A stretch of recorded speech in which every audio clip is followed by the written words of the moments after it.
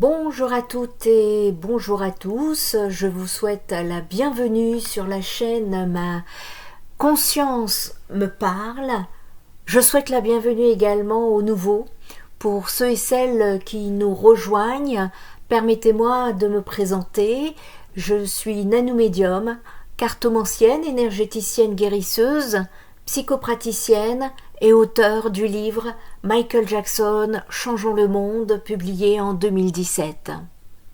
Ce projet représente une expérience hors du commun que j'ai eu le privilège de vivre à travers l'écriture automatique en connexion avec le regretté roi de la pop, Michael Jackson. Ce dernier ressentait le besoin impérieux de communiquer avec le monde dans le but d'alerter les consciences face aux enjeux liés au nouvel ordre mondial, chose qu'il s'apprêtait de faire peu avant son décès. Mon livre témoigne de cette démarche spirituelle où chaque mot est chargé de sens.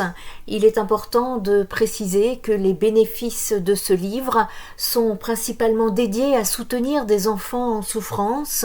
Si vous souhaitez participer à cette noble cause, je vous invite à acquérir le livre via le lien fourni sous cette vidéo, ou alors vous pouvez également effectuer un don via le lien PayPal également mentionné ci-dessous. Votre solidarité est précieuse et contribue à faire une différence. Pour ceux et celles qui me suivent depuis un moment et qui se rappellent de mes précédents partages, je vous avais parlé d'une canalisation reçue de mes guides. Ils m'avaient annoncé que je recevrais un document d'une grande importance entre les mains et que je devrais en parler. Et aujourd'hui, j'ai eu l'opportunité de découvrir ce document tant attendu. Il s'agit du livre La Grande Tartarie de Christophe Paroni, intitulé L'histoire cachée enfin révélée. Ce livre vient enrichir les messages que j'avais reçus, notamment ceux de Michael Jackson concernant les Illuminati. Je souhaite donc partager avec vous quelques vidéos, ça se fera en plusieurs chapitres. Avec vous, donc, certains extraits de cet ouvrage. Je crois fermement que ces informations sont essentielles pour ouvrir nos consciences collectives. Comprendre qui nous sommes réellement est une clé fondamentale pour envisager où nous allons.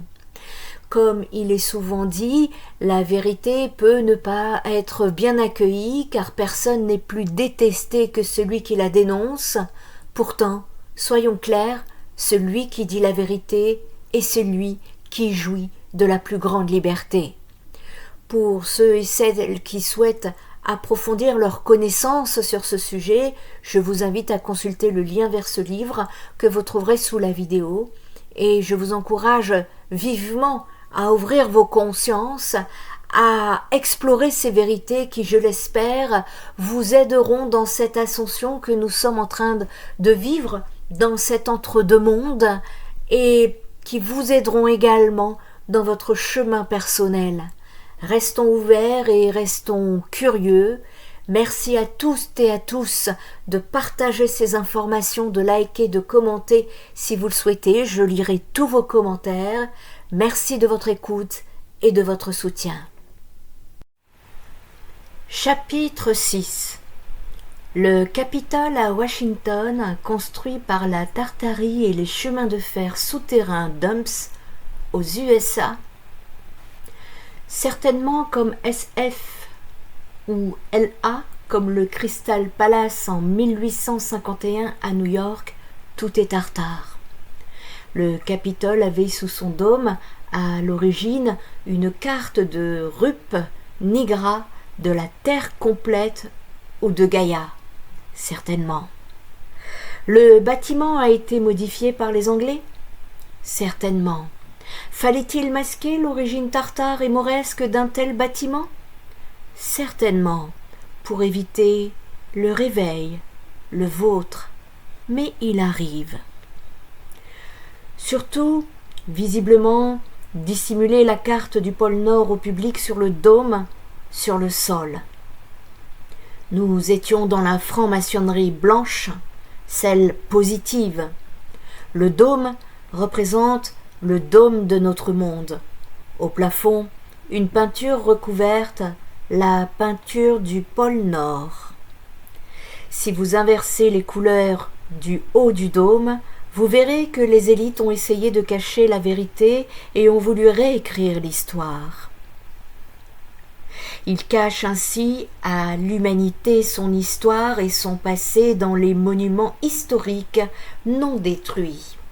Un peu comme l'électroculture qui fait pousser plus rapidement les végétaux avec un fil de cuivre dans la terre. En 1835, il y a presque 200 ans, le gouvernement américain l'utilisait. En 1910, les documents le prouvent. Jusqu'en 1935, les avantages furent démontrés, mais très rapidement la propagande se mit en place pour dire aux agriculteurs d'arrêter, car ils produisent trop et ne feraient pas assez d'argent, proclamèrent les programmes de radio. Ils commencèrent à utiliser les métaux qui commencèrent à se dissiper dans la nature. Ils ont aussi fait disparaître à New York et en Angleterre les palaces de cristal de 1851, faits de glace, de miroirs et d'acier, véritable splendeur effacée, tout simplement ces bâtiments tartares.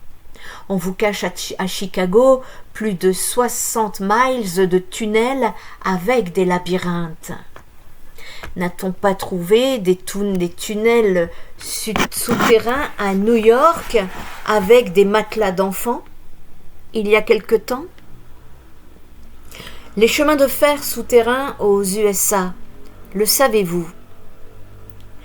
Le chemin de fer transcontinental aurait été construit en seulement 6 ans, selon l'histoire officielle de la matrice.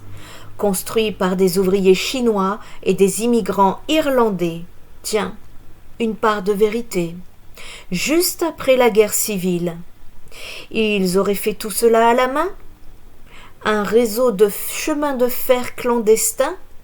Un simple mythe ou une légende fabriquée? Des passages souterrains existaient bel et bien et ils ne concernaient pas uniquement les Noirs. D'ailleurs, ces derniers n'étaient pas tous des esclaves à proprement parler, mais souvent soumis à des contrats de travail.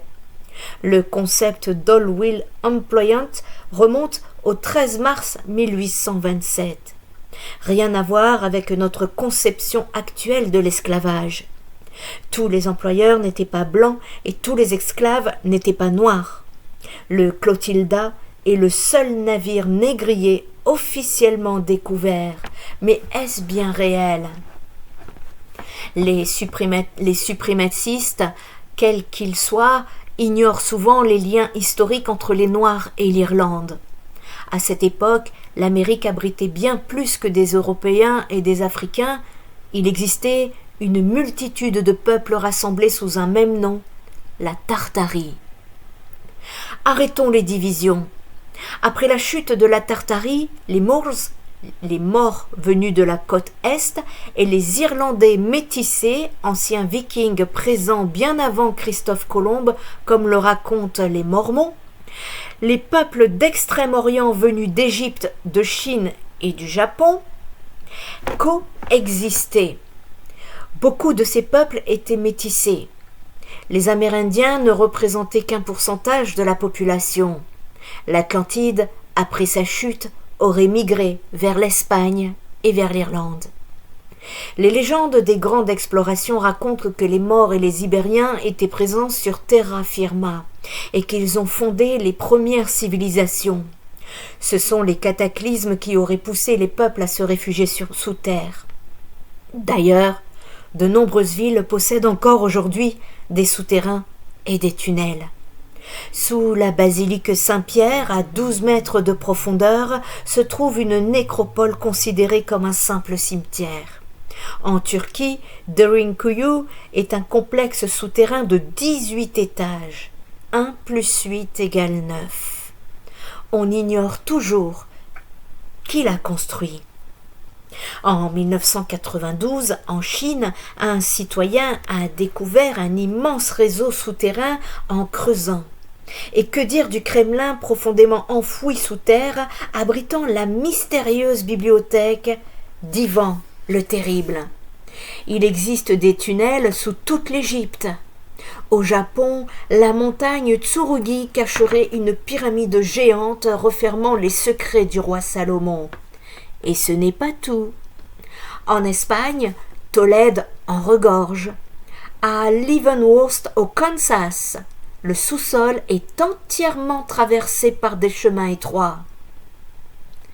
En 1885, une petite ville du Missouri a creusé et découvert d'immenses cavernes abritant une ville souterraine merveilleuse. On y travaillait des artefacts, des pierres, des statues en métal et des fontaines ainsi qu'un squelette de géant 3 fois plus grand qu'un humain. Mais tout cela a été effacé. Sous la ville de Los Angeles, il existe un réseau étendu de tunnels, qu'il s'agisse de lignes de métro abandonnées ou de passages utilisés durant la Prohibition. Un véritable monde souterrain caché. En réalité, ces tunnels se trouvent partout dans le monde, même à Indianapolis. Des États-Unis à Paris, tout est creusé. Tout a été creusé par d'autres civilisations, comme en France par exemple. Je voudrais ici vous donner un témoignage personnel. J'avais environ, je ne me souviens plus de mon âge, je précise que je suis médium de naissance et que je fais parfois des choses en étant dirigée. Et mes parents avaient une maison avec un jardin devant et un jardin derrière. Et dans le jardin derrière, à un moment donné, je me suis mise à creuser dans la terre. Et j'ai creusé, et j'ai creusé, et j'ai creusé, et j'ai creusé, et j'ai creusé. J'ai fini par prendre une cuillère à soupe et j'ai continué à creuser, à creuser, à creuser, comme si j'étais attirée par quelque chose. J'ai creusé très très profondément dans la terre et je suis tombée sur des briques rouges. J'ai alerté ma mère. Bien évidemment, je me suis fait engueuler. Ma mère a rebouché le trou et j'ai été interdite de recommencer et je n'ai plus jamais recommencé. Plus tard, je voulais devenir architecte, je voulais faire de l'architecture, mais de l'architecture pour aller creuser dans la terre à la recherche du passé, de l'histoire.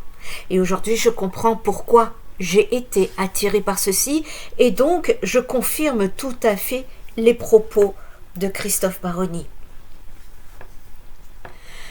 Chapitre 7. La Tartarie en France, elle est partout. Nous y venons. La plupart des villes françaises ne sont pas l'œuvre d'ingénieurs doués, mais des Tartares, nos véritables ancêtres. La structure étoilée de Paris ou de Lille l'atteste, ce travail est d'une minutie extraordinaire qui sort de l'ordinaire, j'insiste.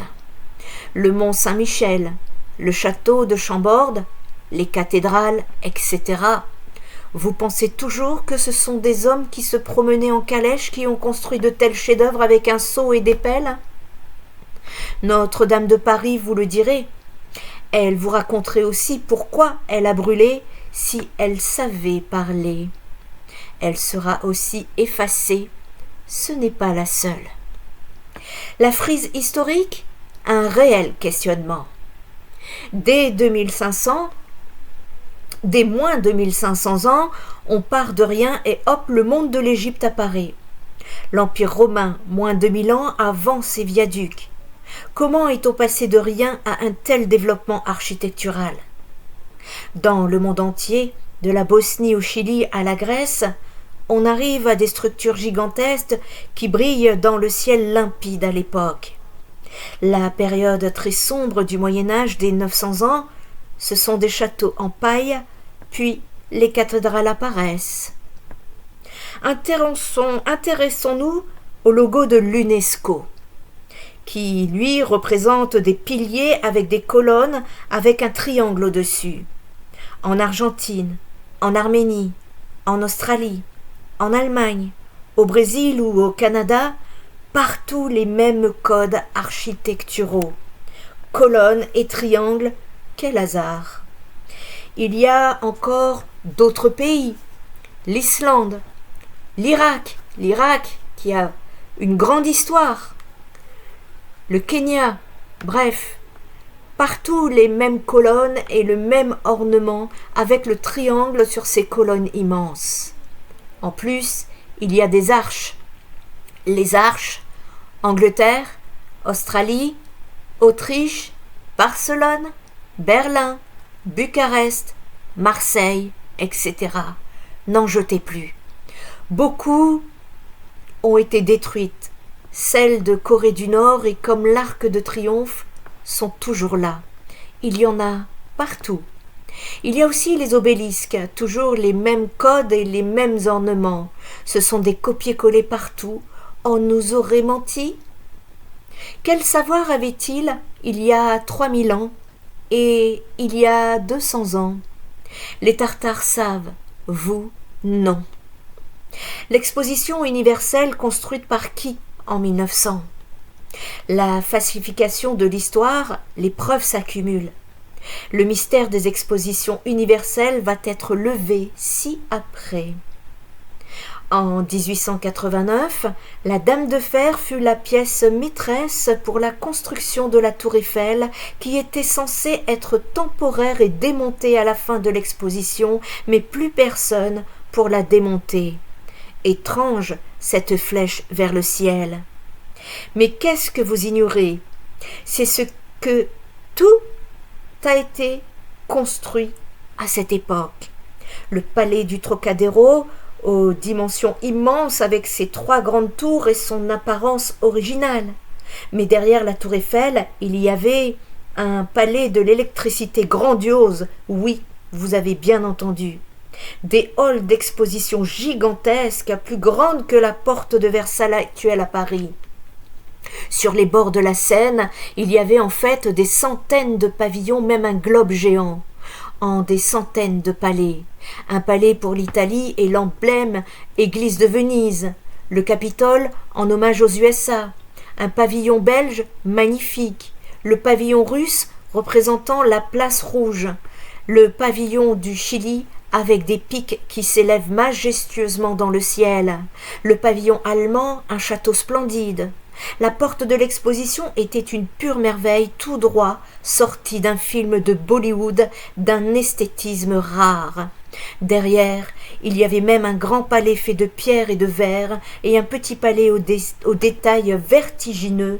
Aujourd'hui, on ne saurait pas les construire. En termes d'architecture, on est très loin de ce que nous imposent les architectes d'aujourd'hui et de la pauvreté des idées et concepts, y compris de la qualité des réalisations. Qui a réalisé de tels ouvrages alors que l'électricité était peu répandue? Combien d'ingénieurs? Combien de travailleurs? Quelles ressources? Où sont les usines pour fabriquer à la chaîne de telles pièces d'une complexité jamais vue? Les matériaux utilisés, les pièces d'une minutie extrême, etc. Aucun livre n'en parle, tout est apparu comme magie.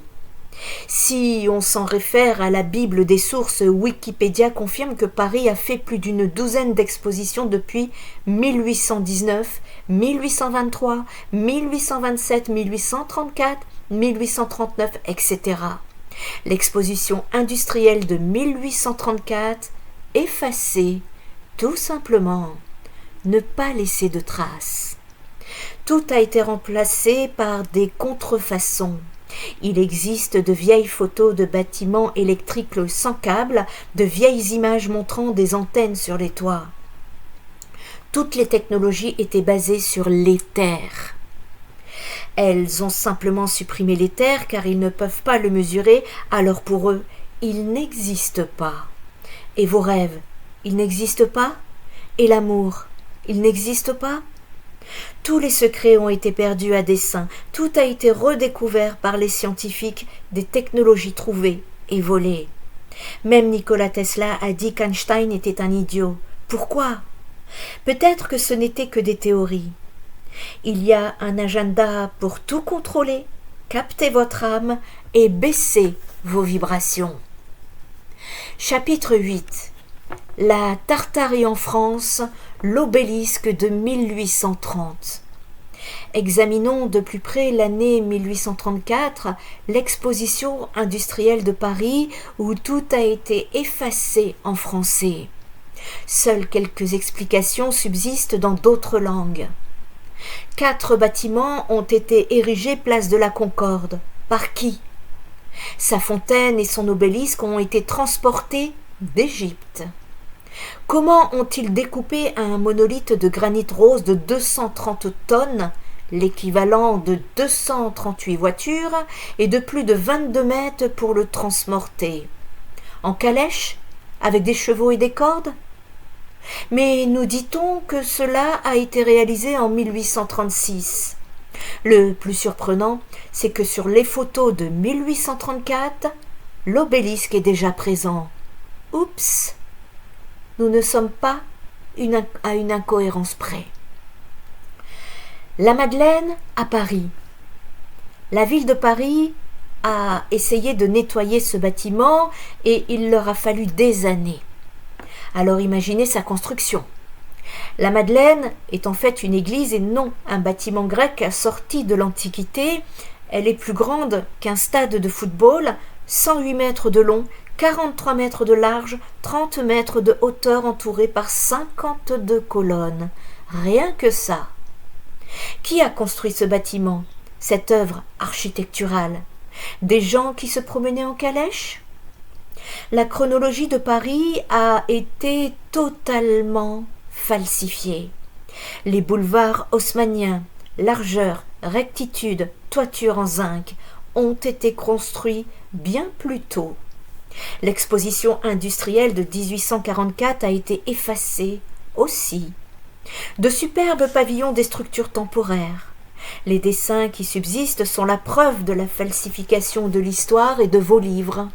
L'hôtel des Invalides date de 1670. Qui a construit un tel bâtiment en 1670, c'est-à-dire il y a 350 ans? Il y a aussi le dôme des Invalides, avec son dôme doré. Tout est tartare, l'héritage caché. De Prague au château de Windsor, en passant par Chambord, les cathédrales sont exceptionnelles avec des détails à peine croyables. Merci les Tartares. Un soin exceptionnel à l'extérieur dépassant largement ce qui est enseigné à l'école. Les techniques ne collent pas. Ils étaient beaucoup plus raffinés que ce que l'on veut nous laisser entendre. La Tartarie est la réponse. Ces peuples tartares qui sont nos ancêtres ont tout construit.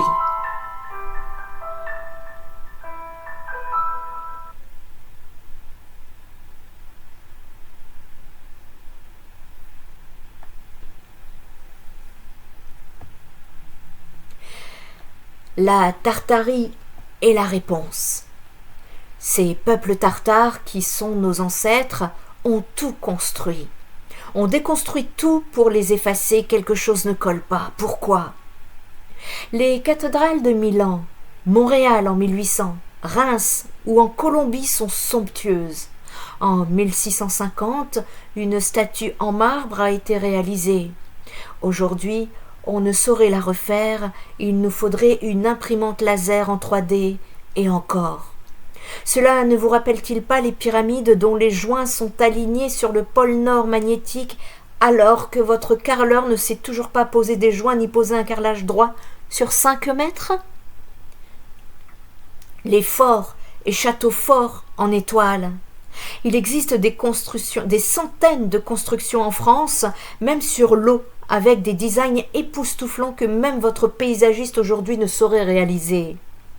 Les forts construits en forme d'étoile avec des structures imposantes, une complexité et un design extrêmement intelligents, pierres et jardins extérieurs. La planification et la réalisation sont impressionnantes.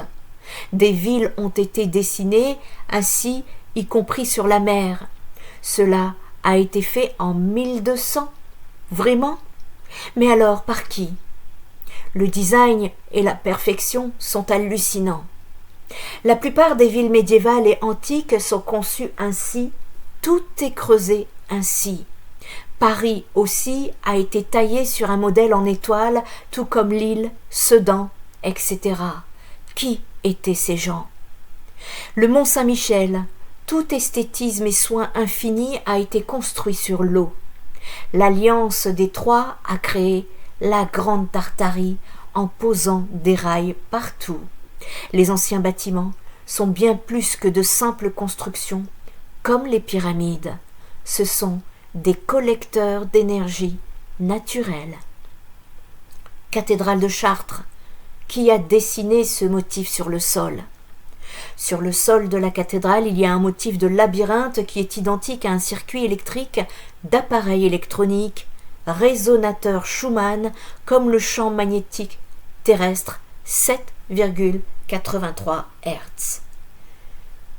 1687, des portes à Moscou dans des monuments. Feu d'artifice à Moscou où l'on voit des portes, avec les emblèmes de la Tartarie dans les fresques de l'époque.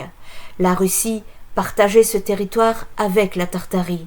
Alors, pourquoi les Tartares ont-ils disparu de l'histoire?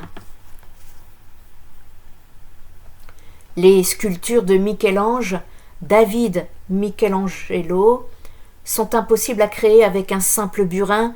Même aujourd'hui, il faut des polisseuses. Pour sculpter du marbre de nos jours, vous n'imaginez même pas le travail nécessaire. On ne sait pas le faire. Une corde enfilée faite de marbre? Mais pourquoi les artistes d'aujourd'hui ne savent pas le faire?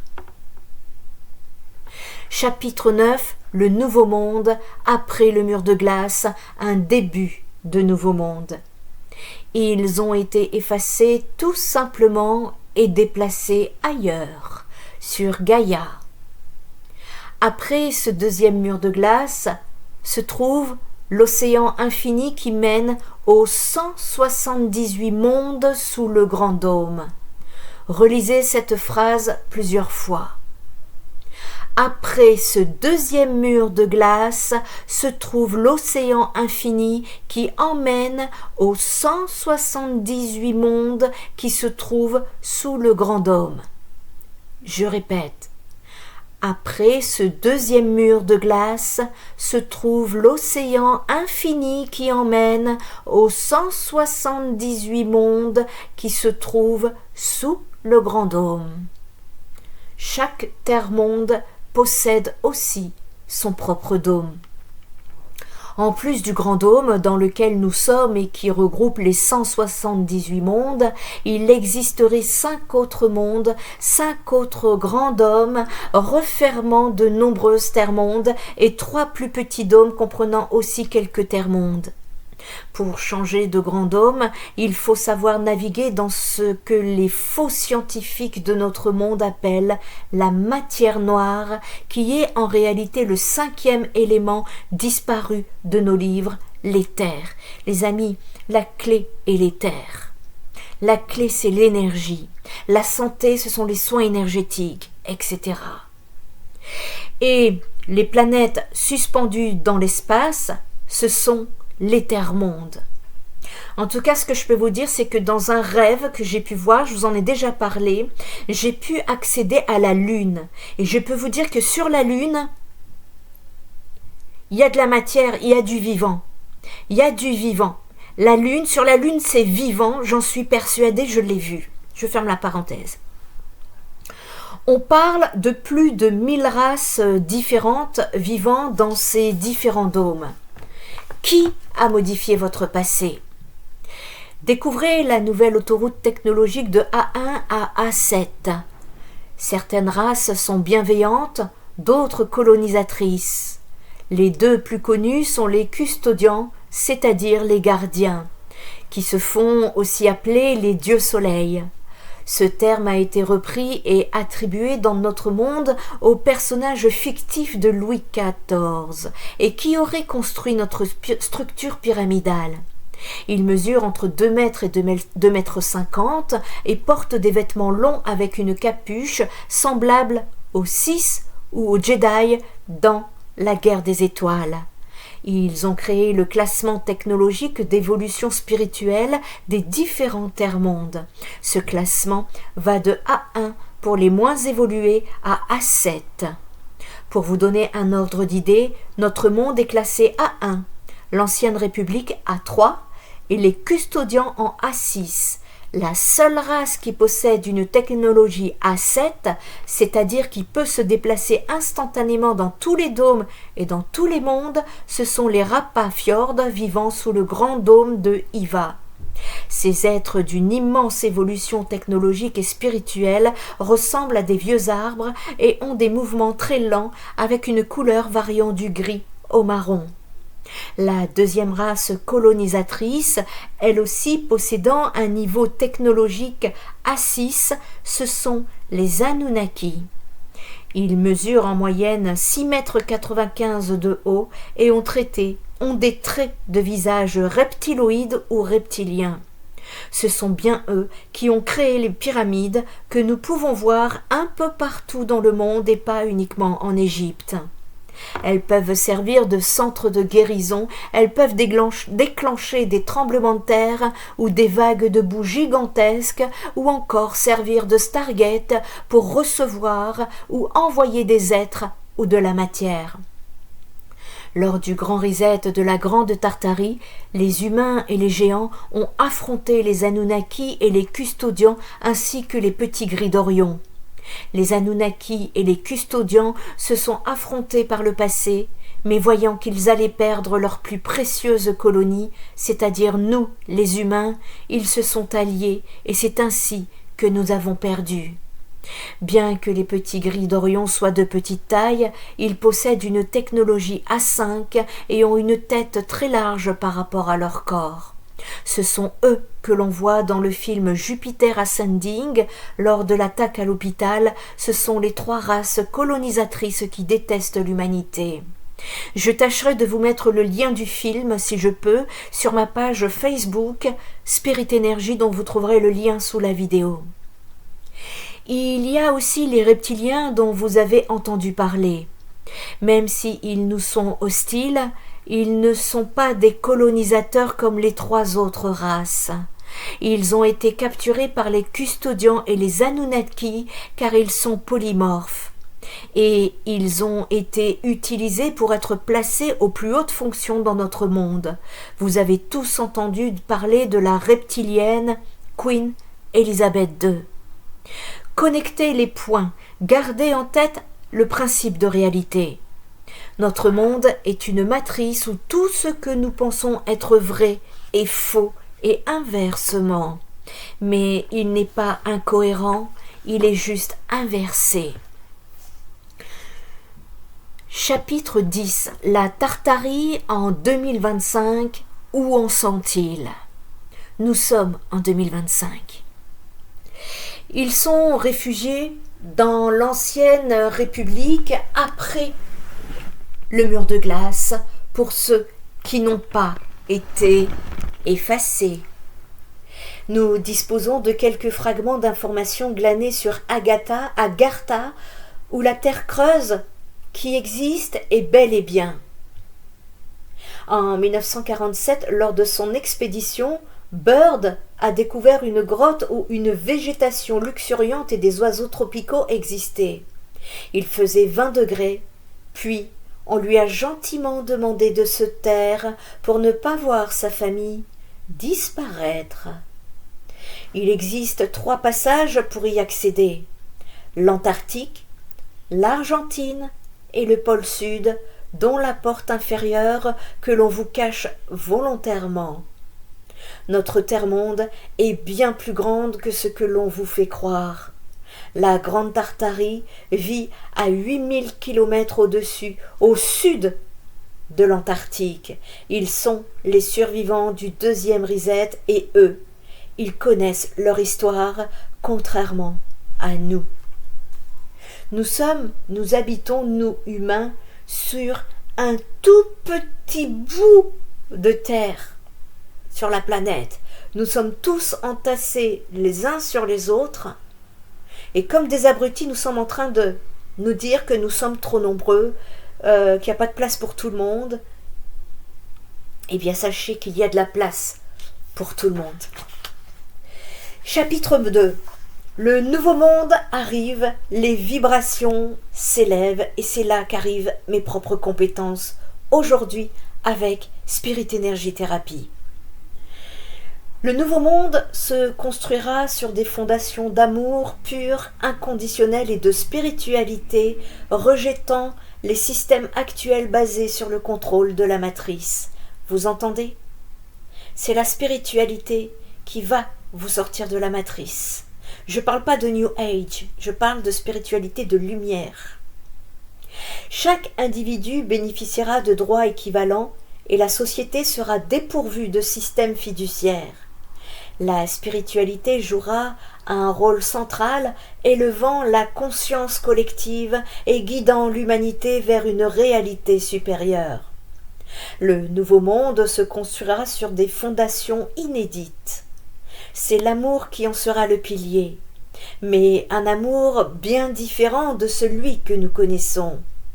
Il s'agira d'un amour pur, dénué de tout jugement, de toute jalousie et de toute dénonciation injustifiée, l'amour inconditionnel. En effet, dans le nouveau monde qui se profile, dépourvu de système fiduciaire, les raisons d'envier son prochain s'évanouiront car chaque individu bénéficiera des mêmes droits. L'ère de l'état profond, désormais moribond, ouvrira ainsi la voie à une ère de liberté et d'égalité dès 2033. Une ère authentique. Le nouveau monde arrive en 2033 et je vous le confirme, c'est ce que j'ai pu canaliser avec mes guides de lumière. D'ailleurs, je vous invite à aller voir mes guidances sur la chaîne YouTube Nanomédium Spirit Energy Therapy où je suis, en tout cas c'est ma mission d'âme, d'offrir un accompagnement à tous envers votre ascension que l'on appelle le nouveau monde. N'hésitez pas à aller vous abonner parce que nous entrons dans l'aventure. Deuxième semestre 2025, ça va commencer à bouger. Et donc, 2033 ouvrira la voie à une ère de liberté et d'égalité. Et nous y travaillons actuellement. Une ère authentique. La spiritualité, composante essentielle de cette nouvelle ère, investira pleinement notre quotidien. Le monde tient à un fil, disait France Gall, la chanteuse française, et c'est un peu vrai en 2024. Moi, je tiens à mon rêve, disait-elle. Tout est dit. En ce qui me concerne, moi, je m'accroche à mes guides. Bien que difficile à appréhender, la spiritualité invoque une montée en conscience, une réalité supérieure. Comme la résonance de Schumann, 7,83 Hz, le rythme de notre terre. Elle vous attend. Marchez pieds nus sur l'ancienne terre de la Grande Tartarie et des géants et ressentez les vibrations. Peu à peu, les ténèbres de la peur nous guideront vers la lumière. Dans cette quête spirituelle, l'amour de soi joue un rôle fondamental. Être en harmonie avec ses pensées et ses idées. Cela se traduit par un rayonnement intérieur palpable, propulsant la joie et l'amour autour de soi. C'est là le pouvoir des esprits positifs, capables d'insuffler une énergie euphorique à leur entourage. À l'opposé, les esprits négatifs nous entraînent vers les abîmes. Et dans ce nouveau monde, l'unité se réveille être le maillon manquant de la nouvelle humanité que nous sommes. À ce propos, j'ouvre une parenthèse, je vous invite à la 2e année de rencontre entre les réveillés, les éveillés, les connectés, les spirituels à Montpellier, sur le mois de mai, voire le mois de juin, où je propose une rencontre juste pour vous rencontrer, pour partager vos expériences, pour vous ressouder, pour vous régénérer, et énergétiquement cela ne peut que remonter votre taux vibratoire. Cette rencontre est gratuite, elle se passera dans un parc public. Je vous tiendrai au courant sur mes réseaux sociaux. Pour toute personne intéressée, je vous invite à m'envoyer un mail à le nouveau monde est en marche @gmail.com. Vous serez informés. Et donc, comme justement, dans ce nouveau monde en tout cas, mes guides nous appellent à l'unité, eh bien, je peux confirmer les propos de Christophe Paroni. L'unité se révèle être le maillon manquant de la nouvelle humanité que nous sommes. Il nous manque plus qu'une l'unité, les amis, pour avancer. L'unité. La solidarité, les uns envers les autres. Il est impératif d'apprendre à nous unir afin de façonner un avenir plus radieux, plus lumineux, où la fraternité et la vérité régneront en maître, hors des réseaux sociaux, dans la matière. Car, oui, il est incontestable que la vérité existe, mais elle est souvent occultée par les élites déformées et bien sûr cachée. Ils tissent un voile de mensonge pour nous maintenir dans l'ignorance absolue. Dans le nouveau monde, chacun deviendra un être souverain.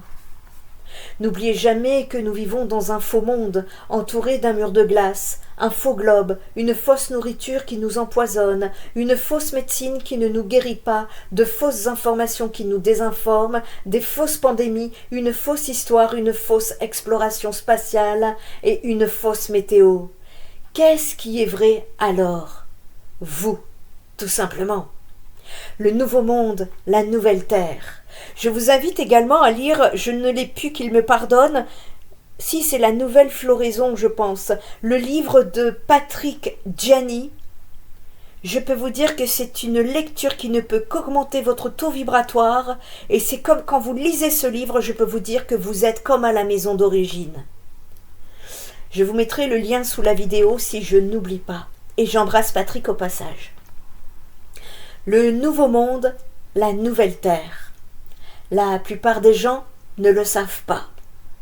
Selon la loi de Ra, les travaux de Dolores Cannon ou ceux de Bashar Eckhart Tolle, nous tous confirment le changement qui arrive maintenant sur la planète. Pour Dolores, c'est le split entre la 3 et la 5D, où il existe des couches et différentes réalités superposées, et selon nos vibrations, elles détermineront la réalité de nos expériences. Puis ces dimensions vont s'éloigner de plus en plus. Vous pouvez aussi vous attacher aux explications de Bashar. Il parle de différentes réalités comme des rails de train dans une gare qui s'éloignent de plus en plus. Au début, tout le monde est proche, puis avec le temps, les rails se séparent et il devient impossible de passer d'une réalité à l'autre. Il sera alors impossible de revenir sur l'autre voie du train. Choisissez votre réalité maintenant. Ce nouveau niveau de conscience est une question de changement de réalité. Dolores parle de ce niveau en termes d'hypnose QHHT, Quantum Hypnosis Healing Technique, où les gens partagent différents niveaux de conscience. Pourquoi suis-je incarné? Durant les rêves, nous nous éveillons à différents niveaux de conscience et un état supérieur nous permet d'entrer dans différents mondes, mais nous oublions au réveil. Bashar et Dolores mentionnent la même chose. Durant les rêves, nos âmes avec une expérience limitée, ici, dans ce corps, avatar, voyagent vers des mondes infinis. L'intérêt de ce nouveau monde est de nous élever au prochain niveau de conscience. Nous sommes venus ici pour nous rappeler qui nous sommes en conscience. La Terre est un être vivant. À un niveau supérieur, nous sommes tous connectés par le champ quantique et les Tartares de l'autre côté du mur le savent. Ils sont Gaïa. La Terre est comme le haut du crâne et Gaïa et toute la tête et les Tartares sont un grain de beauté aujourd'hui sur la joue. Les 3 vagues de volontaires qui sont ici sont nés il y a 30 ans. Et ceux qui ont choisi de venir maintenant, qui ont 60 ans, ont tous un niveau de conscience pour vivre les événements qui arrivent. Vous l'avez choisi. C'est un niveau de conscience qui vous permet de vous connecter à votre soi supérieur. Il faut abandonner l'ancienne terre et faire le shift vers le nouveau monde. Élever nos vibrations comme les Tartares le faisaient en maîtrisant vibrations et fréquences. Tout arrive pour 2032. Nous sommes juste en train de nous préparer. Encore une fois, je vous invite à vous abonner et suivre et cliquer sur la petite cloche de la chaîne YouTube Nano Medium Spirit Energy Therapy, parce qu'avec l'aide de mes guides, nous allons justement partir vers ce nouveau monde et nous travaillons notre fréquence, nous travaillons notre conscience pour 2032. En conclusion, la Grande Tartarie s'étendait donc jusqu'aux frontières de la Chine en passant par les USA, ce que peu de gens savent. En 1754, son drapeau représentait une sorte d'animal, un dragon noir à queue. Un symbole que l'on retrouve encore sous le cavalier blanc du drapeau de la Russie, écrasé, effacé par l'histoire. Cette histoire a été modifiée, effacée, réécrite selon les besoins des puissants. Même des événements majeurs comme la bataille céleste de Nuremberg d'avril 1561 ou 561 ont été oubliés à dessein pour cacher la vérité et manipuler le passé, l'événement reclassifié et une hallucination collective. La nouvelle Tartarie se révèle aujourd'hui avec les BRICS, la Russie, la Chine. Et maintenant, la Tartarie renaît aussi en Arabie Saoudite et au Qatar. La Russie découvre de nouveaux gisements, ils le savent. Et cette nouvelle Tartarie est armée, prête à redéfinir les équilibres mondiaux. Tout le monde sait que l'énergie pourrait être libre. Pour la libérer, il faut vous réveiller. Préparez-vous, parce que en 2032, ça va pulser. Dans le nouveau monde, tout sera révolu. Plus de système fiduciaire. Chaque être humain sera souverain, libre de faire ce qu'il veut.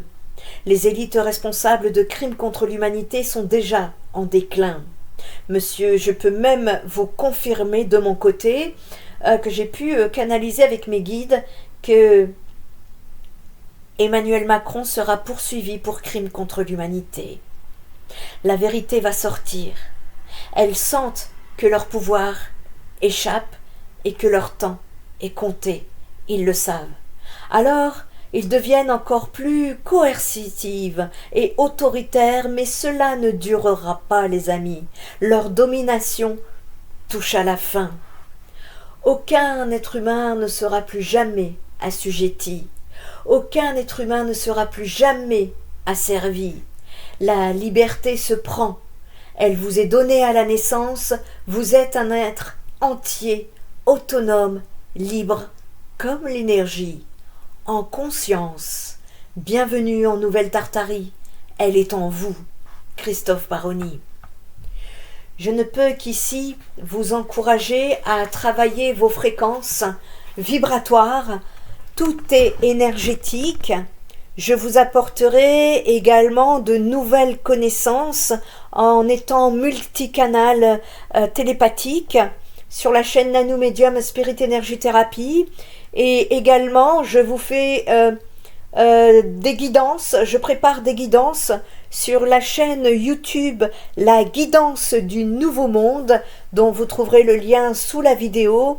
N'hésitez pas à aller vous abonner et cliquer sur la cloche, parce que, eh bien justement, c'est en consommant des informations à haute vibration, c'est en consommant des connaissances. La clé, c'est la connaissance, les amis. Le savoir est une arme. La connaissance spirituelle, énergétique, ça va être votre porte de sortie de la matrice. Donc, je ne peux que vous encourager à aller dans ce sens. Vous avez également, si vous êtes un peu isolé ou que il y a aussi personnellement de mon côté, parfois je canalise des messages et je les mets sous forme de posts créatifs sur ma page Facebook Spirit Energy. Je vous invite à aller visiter parce que parfois je ne le mets pas sur YouTube. N'hésitez pas à y aller et à vous abonner également parce que il y a là-bas une famille de lumière, une poignée de familles de lumière que j'embrasse et qui d'ailleurs fait vivre cette page et que je remercie infiniment. Et vous pourriez justement vous joindre à elle et en même temps, bien évidemment, vous pourriez lire certains posts qui vont vous faire travailler sur votre éveil de conscience, sur vos vibrations. Alors n'hésitez pas à y aller, vous trouverez le lien de ma page Facebook sous la vidéo. Je commence également sur la page sur Insta. Pareil, vous trouverez le lien sous la vidéo. Et un tout petit peu, là je commence depuis récemment sur TikTok, donc vous trouverez le lien sous la vidéo. Mais je précise que je ne sais pas si je vais y rester sur TikTok, parce que franchement les énergies là-bas, c'est pas du tout de ma vibration. Donc j'essaye d'éveiller même les consciences toutes basses. C'est pour ça que je vais sur TikTok, je le fais pour les autres et pas pour moi.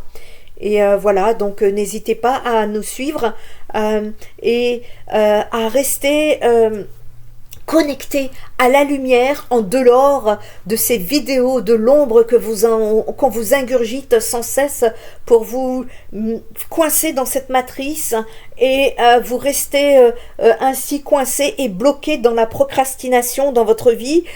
Donc il va y avoir d'autres révélations à venir. 2025, nous disent les guides, c'est le détachement des croyances. Beaucoup de croyances vont sauter, comme ici, nous commençons.